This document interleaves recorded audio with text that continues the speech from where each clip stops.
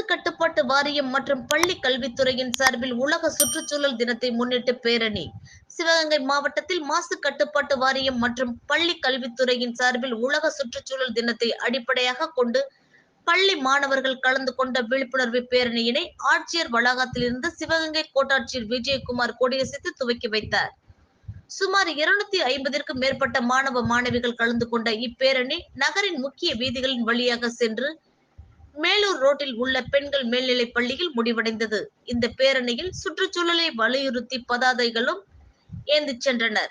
இந்நிகழ்ச்சியில் மாவட்ட சுற்றுச்சூழல் பொறியாளர் பாண்டியராசன், உதவி பொறியாளர் ராஜராஜேஸ்வரி, முதன்மை கல்வி அலுவலரின் நேர்முக உதவியாளர் நடேசன், மாவட்ட சுற்றுச்சூழல் ஒருங்கிணைப்பாளர் முனைவர் ஜெயபிரகாஷ், முதலமைச்சரின் பசுமை தோழர் செல்வி கோ அபிநயா, நிஷா பாய்ஸ் ட்ரஸ்ட் நிறுவனர் திரு கிருஷ்ணன் உள்ளிட்ட ஏராளமானோர் கலந்து கொண்டனர்.